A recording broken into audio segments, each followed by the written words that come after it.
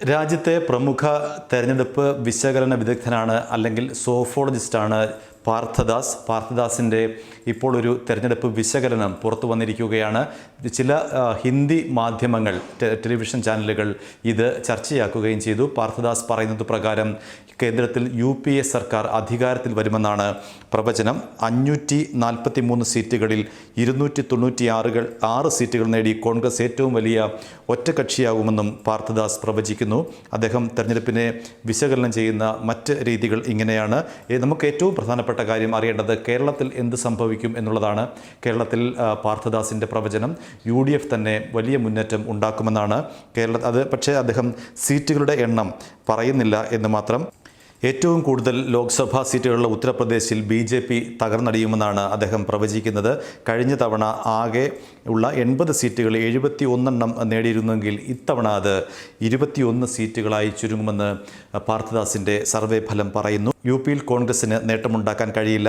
അതേസമയം SP-BSP സഖ്യത്തിനായിരിക്കും അവിടെ സീറ്റുകൾ കൂടുതൽ ലഭിക്കുക എന്നും അദ്ദേഹം പറയുന്നു. അതേസമയം ബീഹാറിലും മധ്യപ്രദേശിലും രാജസ്ഥാനിലും BJP മുന്നേറ്റം നടത്തും. ബീഹാറിൽ ആകെയുള്ള 40 സീറ്റുകളിൽ 25 എണ്ണവും BJP JDU JLP സഖ്യം സ്വന്തമാക്കുമെന്ന് പറയുന്നു. രാജസ്ഥാനിലും BJPയാണ് മുന്നിലെത്തുക. 25 സീറ്റുകളിൽ 14 എണ്ണത്തിൽ BJPയും 11 എണ്ണത്തിൽ കോൺഗ്രസും വിജയിക്കും. ഗോവയിൽ തുല്യമായിരിക്കുമെന്നാണ് സർവേ ഫലം പറയുന്നത്. തമിഴ്നാട്ടിൽ നിരാശയായിരിക്കും BJPക്ക് ഫലം. കാരണം അവിടെ DMK കോൺഗ്രസ് CPIM സഖ്യം അല്ലെങ്കിൽ ഇടത് സഖ്യം വൻ മുന്നേറ്റമുണ്ടാക്കുമെന്ന് ഈ സർവേയിൽ പറയുന്നു. ബംഗാളിൽ കോൺഗ്രസിന് കാര്യമായി തിളങ്ങാൻ കഴിയില്ല. പകരം തൃണമൂൽ കോൺഗ്രസ് തൂത്തുവാരും. മമതാ ബാനർജിയുടെ പാർട്ടി ആകെയുള്ള 42 സീറ്റുകളിൽ 36 എണ്ണവും കരസ്ഥമാക്കുമെന്നാണ് ഈ പാർത്ഥദാസിൻ്റെ സർവേയിൽ പറയുന്നത്. BJPക്ക് 4 സീറ്റുകൾ മാത്രമേ പശ്ചിമ ബംഗാളിൽ ഇത്തവണ നേടാൻ കഴിയുകയുള്ളൂ എന്നും അദ്ദേഹം പറയുന്നു. ജാർഖണ്ഡിൽ ആകെയുള്ള 14 സീറ്റുകളിൽ 9 എണ്ണവും നേടി കോൺഗ്രസ് മുന്നിലെത്തും.